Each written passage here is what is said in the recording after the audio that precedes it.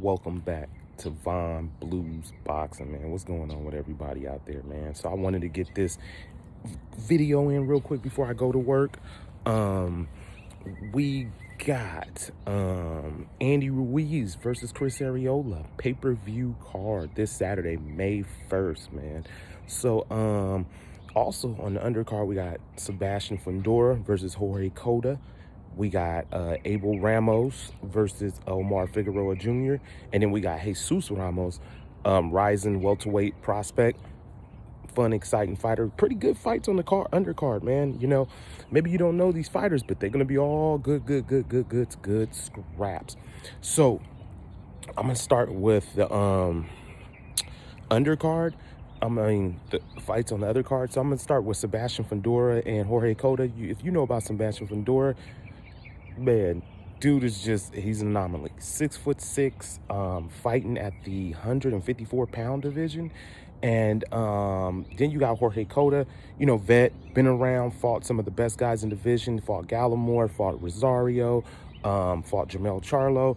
Jorge Cota's been around, for a while, and has fought some pretty good competition throughout his career. He has came up short, been stopped, things of that nature. Gave Jason Rosario a hard fight, got stopped by Jamel Charlo, So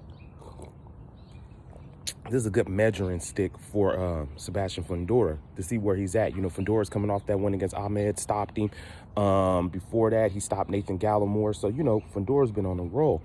So I expect in this fight, I expect Sebastian Fundora to get the victory. I expect him to stop Jorge Cota with anywhere I think anywhere from the 6th to 8th round. I think, Fundora's going to use his height a little bit more in this fight. But when he's in the inside, he can fight in the inside too.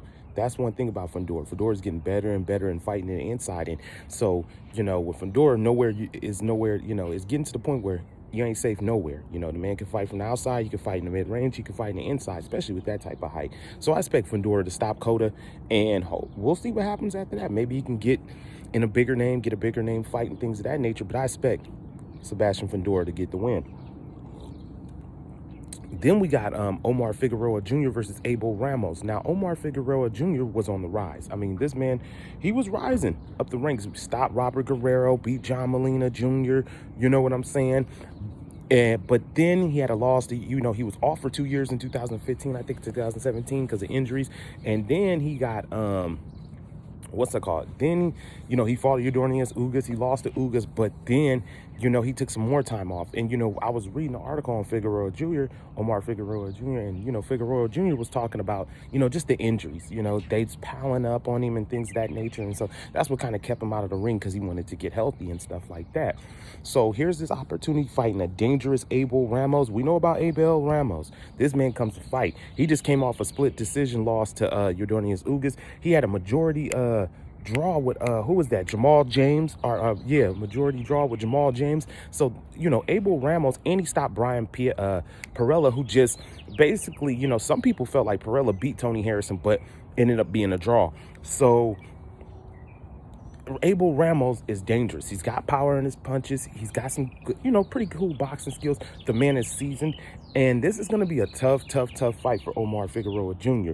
So I'm going up with the upset, Abel Ramos. I believe Abel Ramos will get a close decision in this fight. I think it'll be close. It'll be tough. It'll be fun. But I'm going with the upset with Abel Ramos in that win. I just think Abel Ramos, I just think with Omar Figueroa Jr., he's been off for a while, and this is a tough fight to come back after not being in the ring 2 years fighting a guy like Abel Ramos.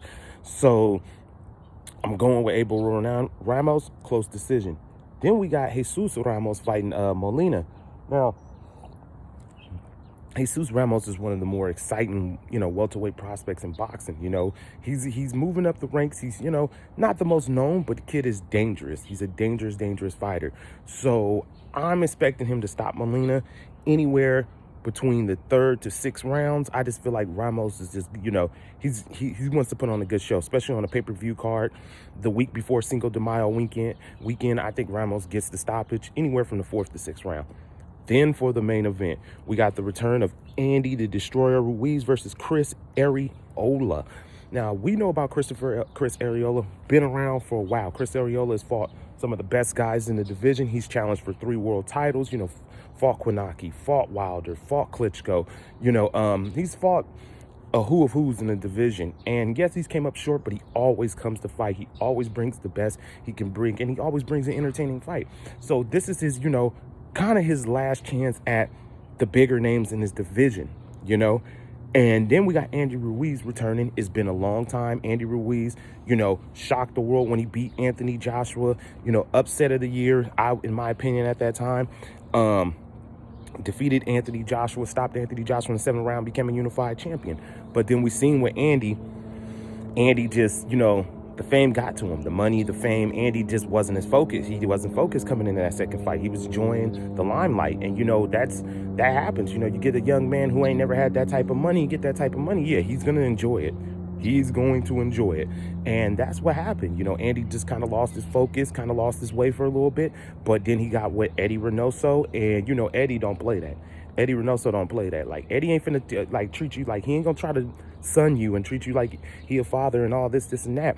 But if you in his camp, he expects discipline. He expects you to be on top physically, mentally, and spiritually.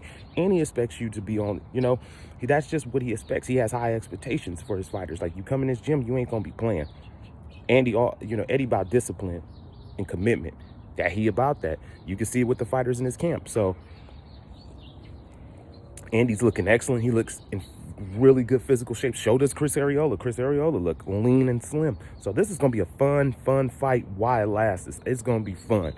I'm going to go with Andy Ruiz. I think Andy will stop Chris Arreola between the 7th and 9th round. I just think it's going to take some time, but I'm going with Andy Ruiz. I just think Andy, you know, at this point in it, you know, at this point in Chris's career, I just think Andy going to have a little too much for him.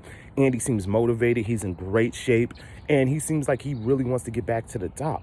And he has a great team around him. So, and a pretty good support system around him. So I expect Andy Ruiz get the 6th, anywhere from 7th to 9th round stoppage. It's gonna take some time. Chris is a tough dude. He's gonna come forward and he's gonna bring the fight. So y'all check that out. I'm ordering the pay-per-view. I think it's $49.99. So I'm definitely gonna order and watch it. So yeah, man, y'all be good, y'all be safe. Von Blues Boxing. I'm out.